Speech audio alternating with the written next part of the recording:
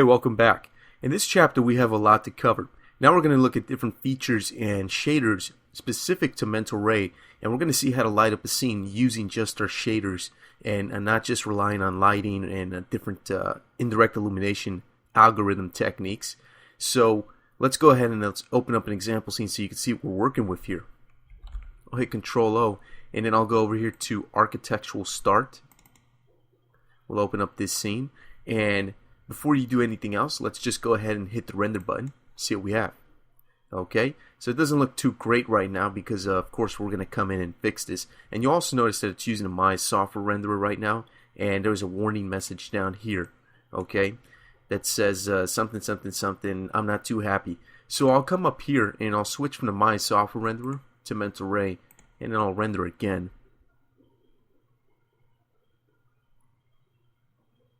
And now you see that the render comes out a little bit different, and you can see that now we're using Mental Ray. And even though there's a warning message still down here, it's not a warning message from what we just rendered out. It's the old warning message, so don't worry about that. And you can see that the lighting looks a little bit different. Okay, so this is the render we have. Doesn't look too great. Everything's just using the default Lambert shader, so everything's going to look all grayish. The lighting has already been set up for this scene, so let's have a look at what kind of lighting we're dealing with here. We basically have a room with some objects here in the center, sort of a kitchen counter type of deal with some stuff on top. And if we come in here and zoom in on some of this stuff, see what we're dealing with, basically a vase, something that looks kind of like a wine bottle, sort of a wine glass here, and this little teapot object there. And then we have some windows here. We have two windows. If I go to wireframe mode, and each one of these two windows here on either sides of the room have their own area light here. So we could say we have a Mental Ray area light. If I open up the attribute editor for that, you can see that they're set up as area lights. And they do have the Mental Ray area light options turned on. Now we're not using final gathering or global illumination, anything like that. And up here we have another area light. And this is going to be of a sort of a lighting fixture on a ceiling here, okay? And this is going to be a scene that's going to be rendered out to look like daytime, sort of the middle of the day with overcast skies. Okay, so now we see the scene that we're dealing with, and we saw the kind of render that we have, and everything's all gray because of the Lambert shader. So our job is to come in here and get rid of that Lambert shader and just give everything its own material and make everything look nice. We're going to do basically a scene that has that kind of look of an architectural render. We're going to go for photorealism as well. So how are we going to go for photorealism? Well, if I go ahead and I open up my hypershade here, bring it on over, and I'm working with dual screens. I'm going to go to the top tab here. I only have this Lambert shader. Okay, if I go to the create toolbar over here in the hypershade, and I have it set to Maya nodes, we have all these different Maya shaders to work with, okay? Now when you're going for photorealism, you could use these nodes here. If you're pretty good, you can make them work. But when you're going for one of these photorealistic architectural visualization type renders, you really don't want to use these type of shaders. The reason is the default Maya shaders, all of these that you see, anisotropic, Blinn, Lambert, Phong, and so on and so forth, are not very physically accurate. They're not physically accurate or physically realistic shaders. They don't treat light in a physical, realistic manner, the way that light's treated in the real world. Instead, Mental Ray has its own shaders to be able to accomplish that goal. If we go over to the Create Mental Ray nodes, we're going to see under materials we have a lot of materials here to deal with. Now we already got to see some materials like the car paint and the metallic paint shader, stuff like that. Okay, but we're going to be working with a shader called the MIA material, which you can see right here, MIA_material. That material is also known as the architectural shader in Mental Ray. That material is awesome. It's fantastic because you can use it to imitate almost any type of material in real life. Okay, you can imitate wood, metal, plastics, glass, pretty much anything that belongs in an architectural type scene. So this scene that I have here is going to be perfect to show off that material and to teach you the ins and outs of it and all the things you can do with it. Now, we're going to be dealing almost exclusively with just that shader. So you're probably wondering, well, we're going to use that shader for the entire scene? Yeah, we actually are. And the reason we are is because the shader is so robust, has so many options, and you can do so many things with it. I thought it was really important to devote an entire chapter just to using that shader and showing you all the different ways you can use it. So it's not your run-of-the-mill blend shader or fog shader that has a few parameters and that's it. The mental ray architectural shader has so many options and configurations that it can be used to create, as I said before, almost any type of material.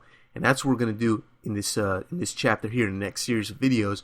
We're going to see how to use that architectural shader to make things look like wood, to make things look like ceramic tiles, to make things look like glass, even to make things look like liquids, like wine in a glass. And we're going to see different ways of using that material for doing all kinds of stuff, and even brushed metal using anisotropic reflections. Okay, so that's what we're going to do in the next set of videos, and we're going to go ahead and get started. Let's go ahead and get started on this video here. We're going to start off easy, and then we're going to work our way to the harder to make materials that have more features and more parameters that we have to set up to look just right. Okay, so if I go here to shaded mode, you can see what I have here is the room, and down here I've got my floor, got my walls. I've basically got all these objects here, the window frame or window sill if you want to call it. We've even got the window pane right here. But we've got so many things that we have to shade in this scene. So let's go ahead and get started because we have a lot of work here to do, which is going to be pretty fun. Okay, so it's not really work, it's fun. Alright, so what should we get started with? We could get started with shading pretty much anything, but again, like I said before, I want to get started with the easiest stuff first. Just so you start getting used to this architectural shader and some of the easiest ways of using it. So let's start off by shading these walls here. So here's the room interior, which is basically these walls, and the ceiling. It's not the floor. The floor is actually separate, and we'll deal with the floor later. So let's go ahead and let's get started with the walls and the ceiling, which are going to use the same exact material. Okay, so I'll select the walls, and then I'll right click and I'll go to assign new material, and in this menu down here in this section here are all these mental ray nodes and shaders. The one that I want to apply to these walls and the ceiling is the MIA underscore material, also known as the architectural shader. So I'll go ahead and select that one, and my attribute editor opens up, and here we go. Okay, so first things first, to keep things nice and organized, I'm going to rename this shader from MIA Material 1 SG. Let's just change this to Walls Matte. Okay, go over here to this node and we'll call that Walls Matte as well, just to keep things organized. Very important because we're going to have a lot of shaders in this scene, and in our hypershade, the last thing we want is about 20 different nodes over here, and they all have silly names like MIA Material 1, MIA Material 15, MIA Material 3, so on and so forth. So we're going to keep things nice and organized. So here we go, Walls Material. Now these are the default settings here, and we have a lot of different parameters here to adjust. We have a set of parameters up here for diffuse, which consists of these three main parameters: a roughness parameter, weight, as well as color. And we have a section for reflection over here, and we have color, reflectivity, glossiness, and we're going to talk about all that stuff. And then we also have advanced reflection parameters, which opens up even more different options and parameters. Okay, and then we have refraction over here with all these different parameters, and then we have advanced refraction with even more parameters down here.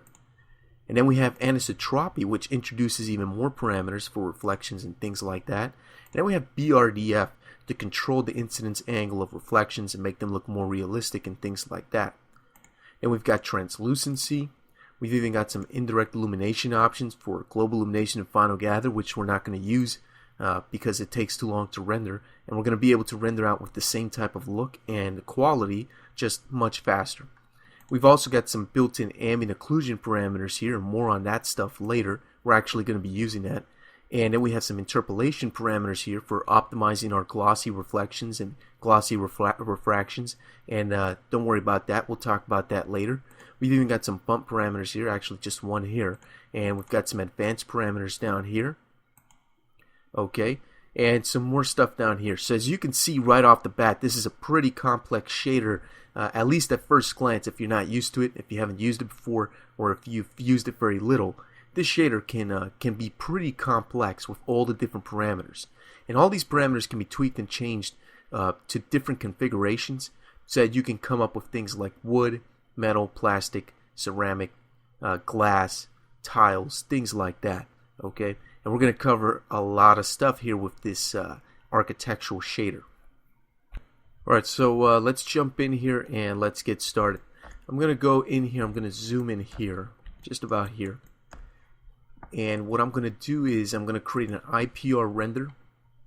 And also my render right now is a little bit too big. So what I'm going to do is I'm going to go to Options, go to Test Resolution, and I think I'll render this out at half the size, 50%. Let's do an IPR again.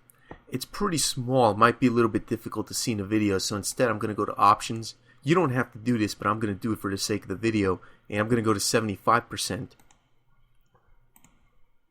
Okay, that's a pretty good balance of the two. The smaller you render, the faster you'll be able to render. And since we're going to be doing a lot of test rendering, it's very important to be able to render as fast as possible.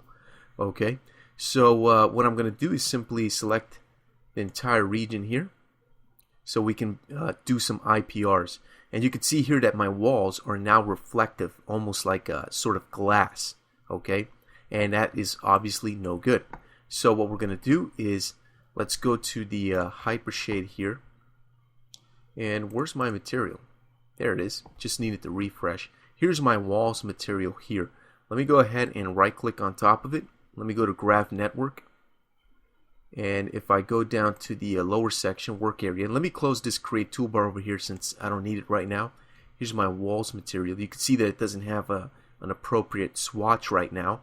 Sometimes it does, sometimes it doesn't. It seems to be a little bit buggy in Maya. And we'll go ahead and double click that, open that up. Minimize that hypershade. Okay, so here's our different parameters. Now diffuse is going to control the color editor. Edit that out of video. Edit that out of video. Starting again in 3, 2, 1. So we have here some diffuse parameters, and the diffuse section is basically going to control the diffuse illumination of this object here. So basic things like the color, for example, is probably one of the most important things. Now I want these walls to look white. So what I'm going to do is simply take the color and increase it to pure white, and it'll update in the IPR, which is simply fantastic. Okay, and down here we'll see under weight, it's set to 1 right now. If you lower this weight, it actually darkens up the look of the diffuse texture because you're reducing the weight of the color. So the more we reduce this weight, the darker and darker it becomes. Very much the same as taking a color and dropping the color. Okay. So I'm going to leave it at 1 for now. And the roughness is an interesting parameter. If we increase this, it changes it slightly. It's a very subtle effect. What it's basically doing is darkening this up. It creates a sort of illusion here, a little optical illusion of roughness on the material. And the rougher it is, the harder it's going to be able to catch some of the lighting in the scene. So what I'm going to do is I'm going to take the roughness, and I think I'll leave the roughness at 1. Because walls are not very shiny, they're actually a little bit rough. If you touch a wall, you can feel it with your fingers. They're pretty rough, unless it's a marble wall or something like that. Okay, but these walls are not marble, so I'm going to leave the roughness on 1. Now, reflection. These are simple walls here. We don't need any reflection. So the default reflectivity is set to 0.6, which means pretty much 60% reflection. If we increase that all the way up, it's completely reflective, so it's basically like a mirror or glass right now. What I want to do is take the reflection off, so I'll set it to 0, and my renders are actually going to be faster, and we have no more reflection. Okay, perfect. Now, since this material is not reflecting anything, we don't need to worry about advanced reflection parameters down here, so we'll close that. And we also don't need to worry about any refraction parameters because these walls are not glass, they're not see-through, so we can go ahead and collapse the refraction section right there. Let's also collapse reflection and diffuse since we're already finished with those areas. Now here's anisotropy. We don't have to worry about that. We'll actually talk about that much later further down, so we'll skip that for the moment. Then there's this BRDF parameter here. Now we're going to talk about BRDF and Fresnel reflections and things like that a little bit later when we start getting into our shiny reflective materials and glass and stuff like that. But for right now, we're going to go ahead and skip it. Just trust me on that one. We'll come back to it later. Now, translucency, we're not going to worry about that. This isn't a translucent object. And pretty much all the rest of our parameters we're not going to worry about too much except for one important one. Now if we look at bump, we'll notice that we only have one parameter. It says no diffuse bump, and that's pretty much it. And if we go to ambient occlusion, we have several parameters here. Okay. Now I did mention earlier, if you remember, that we're going to be using a type of illumination model in this scene that looks like we're using final gathering or global illumination, just without using final gather global illumination. So we're going to be able to create a nice realistic render with light bouncing around in our room without using any of that fancy global illumination or final gather or even irradiance particle stuff, because that stuff takes too long to render. Okay, we're going to be using this built-in ambient occlusion feature here of this shader in order to be able to do indirect illumination. That's what this feature is for here. It's really awesome, it's really cool, and it's actually pretty fast compared to other methods of doing indirect illumination. And it's fairly physically accurate. You really can't tell if the naked eye if someone was using final gathering or if they were using this built-in ambient occlusion feature of this shader. Okay. So if you remember from the previous chapter when we worked on that old desert scene outside in the ground, we did use ambient occlusion there by using the default ambient occlusion node from Mental Ray, and we had to create this whole complex shader network and composite the two together to get ambient occlusion to work with the shader. In this case, we don't have to do that because the ambient occlusion is automatically built right into this architectural shader as one of its default features, which is simply fantastic. Okay, so what I'm going to do is just turn on use ambient occlusion, and you notice that there really isn't much of a difference here in the IPR. Okay, I'm going to keep the number of samples at the default 16 for the moment, simply because the more you increase the samples for the ambient occlusion, the longer the render is going to take. And we're previewing now, so we want fast renders. The distance is by default set to 10. This is a very, very important parameter when using ambient occlusion with this shader. The reason it's so important is because this is going to determine if you can see the ambient occlusion effect and if you can't. And if you can, how strong or how weak the ambient occlusion effect is going to be. Okay, now the default is a distance of 10. That means that anything beyond a distance of 10 scene units inside of Maya is not going to have any ambient occlusion. Now, because this shader is applied to the ceilings and all the walls in the entire room, having it set to a distance of 10 pretty much means that that's going to turn off the effect. So it's almost like if we have the effect turned off, and that's not what we want. So for now, we're going to give this an unlimited distance by putting 0 instead. You notice now that it's rendering out, and it still looks fairly the same. That's because we have to adjust the ambient shadow color as well as the ambient light color. Now these are the default settings. If I click on the ambient shadow color over here, you'll see that the default setting is gray with a value of 0.2. So it's 20% gray. Let me hit cancel. The ambient light color is set to pure black, so it's nothing. What I'm going to do is switch these two around. I'm going to take the ambient shadow color and I'm going to knock that down to black. Okay, and I'm going to take the ambient light color and I'm going to give this a value of 20%, which is 0.2. Now I'll hit accept. Okay, and you notice that not much else happens here. Well, the reason that nothing much is happening here is because these ambient occlusion settings are not exactly what I need for right now. I'm trying to create an indirect illumination model here. Now, when you're using final gather and global illumination, stuff like that, one of the awesome things about that sort of indirect illumination is something called color bleeding. Those types of indirect illumination algorithms are excellent because they allow color to bleed onto objects, just like the way that light kind of color bleeds onto other objects that are nearby in the real world. Now, at the moment, we can't do that using this ambient occlusion. However, there is a shader that we can use to do that here in Mental Ray for Maya 2009. Now right now we're using the default, the regular MIA material, which is pretty good, but there's actually an upgrade to this material. In Maya 2009, there's now this MIA material X, and the MIA material X allows you to do much more things than what you can do here. And if you can already do some cool stuff with this shader, you can imagine what you can do with the MIA material, the version X, okay? So where is this material X? Well, if we go to the hypershade and we go to the create toolbar here again, you'll notice under the Mental Ray nodes that there was the MIA material, which is the one that we're using now, and then there's this MIA material X. There's also an MIA material X, which is called passes. It's a little bit difficult to see here, but that's what it's called. It's called passes, okay? Now, we're not going to talk about the passes one because that's outside the scope of this tutorial. But we are going to talk about MI Material X, which is the same thing as the one here, the passes one. Okay? Now, the MI Material X, what's the X for? The X stands for Extreme Super Shader. No, I'm just kidding. That's not really what it stands for. But the Material X is basically an upgraded version of the MI material or the architectural material. Okay? And you know that in life, anything that's got the X at the end of the name means that it's going to be awesome. Sort of like if you take games and you add X at the beginning, you end up with X Games. Okay, you take box and you end up add X in front of it, you end up with X blocks. Okay, well you take the MI material and you add X at the end of it, and you end up with MI Material X, which is going to be pretty awesome. So now we've already started off with the regular MI material here.